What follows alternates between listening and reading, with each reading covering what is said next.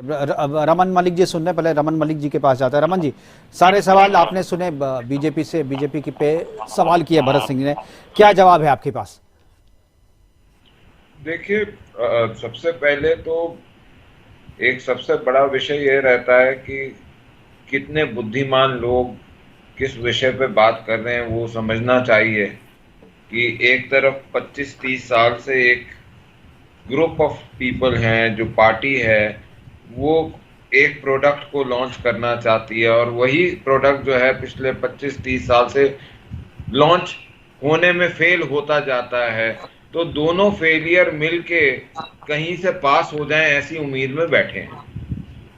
लेकिन बात विषय की करनी चाहिए। ये जो बोले ना प्रतिबंध लगाया था, ये इनकी जमात के लोग थे, जो कुछ 65 जिन्होंने लिख के भेजा था कि प्रतिबंध लगा दो यूएसए वालों। और उसके उपरांत क्या हुआ ये हम सबको पता है, आपको भी पता है। बिल्कुल। लेकिन विषय पे रहना कांग्रेस को आता नहीं है, क्योंकि यहां बचाना मुश्किल हो रहा है। सिखाते कुछ है, बेचारा बोल कुछ आता है। ये मुश्किल है कांग्रेस के साथ। वो ये they are facing this problem for the last 30 years. ये कोई नई प्रॉब्लम नहीं है। और अव्वल दर्जे के, जिसे बोलना चाहिए ना, हठ धर्मी है दोनों के दोनों। वो अपनी राह पे, ये अपनी राह पे। वो भी बोलते हैं हम इसको खोटा सिक्के को चलाएंगे, वो खोटा सिक्का भी बोलता है मैं नहीं चलूंगा। बट खैर, बहरहाल छोड़ दें, हम विषय पे आते हैं जो आपने जिस पे डिबेट रखी है, क्योंकि ये अलूल जलूल बोलने का कोई फायदा नहीं है जी।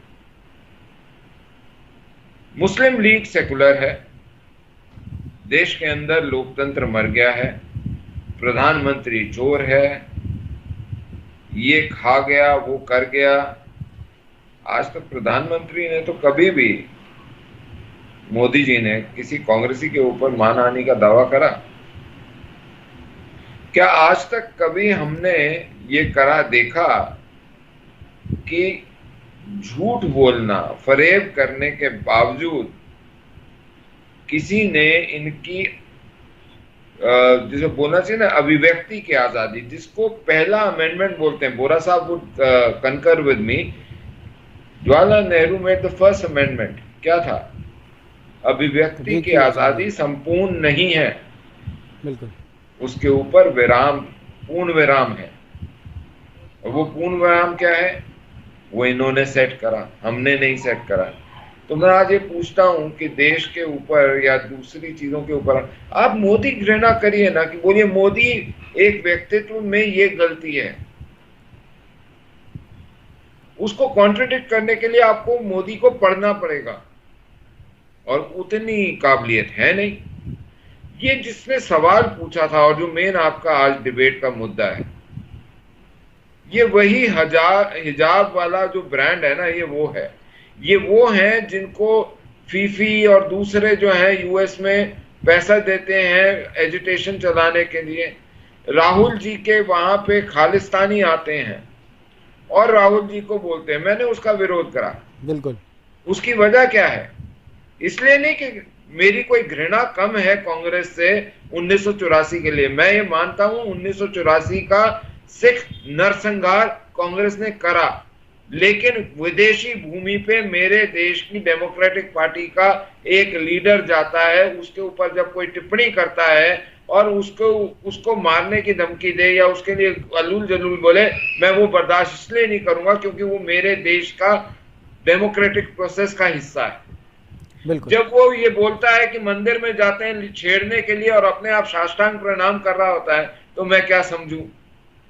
लेकिन विषय जो है उसके ऊपर इनको लाना पड़ेगा मुकेश जी, कि आप इनसे ये पूछिए कि जो इस डेमोक्रेसी की मरने की दुहाई हर 5 मिनट में ये लोग देते हैं, चाहे यहाँ पे सूडो इंटेलेक्ट हो, चाहे यहाँ पे लेफ्ट लिबरल्स हो, चाहे यहाँ पे ऐसे लोग हों जो अपने आप को बुद्धिजीवी कथित तौर पे समझते हैं। भरत जी आ रहा हूं मैं आपके पास।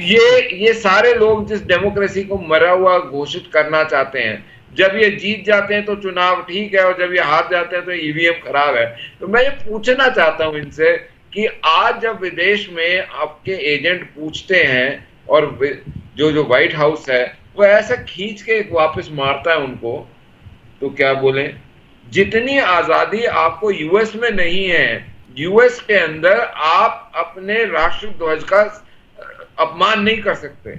जी रमन जी, देखिए जो विषय है मेन वो ये है कि आज दुनिया में मोदी जी की बात को सुनना जाता है, उसकी एक ही वजह है, क्योंकि उन्होंने ये सिद्ध करा है कि भारत विश्व गुरु अपने मानस से, अपने कर्मों से और धर्म परायणता की वजह से बना है, और बना था और बनता रहेगा। ये जब से पाश्चात्य खून मिलता गया ना भारत की संस्कृति में, तब से थोड़ा बहुत गड़बड़ हुआ, ये साफ हो जाएगा। ये ऊपर नीचे आगे पीछे वाले जो हैं ये चले जाएंगे। लेकिन मेरा कहना ये है मात्र मुकेश जी, जिसके ऊपर मैं बात करना चाहता हूं, आज जो ये व्हाइट हाउस ने कहा है वो सिर्फ ये दर्शाता है कि वहां पे भी जो एजेंडा प्राणी जीवित है यूएस के अंदर, जिनको ये काम सुपुर्द करा गया है कि आप डिस्टर्ब करिए, डिसरप्ट करिए और आप प्रोटेस्ट दिखाइए, आप हिजाब बांध के जाइए और हा हा हू करिए, ये सारे के सारे नौटंकीबाज जो हैं इन्होंने मुंह पे गिरना है। वो एक पंजाबी में कहावत है कि स्याणा का हमेशा गूंते गिरता है। तो ये जो है ये इनका हाल है, ये इनको मुबारक हो, भगवान इनको सद्बुद्धि दे, सदाचरण दे, सद्भावना दे, और अगर नहीं हो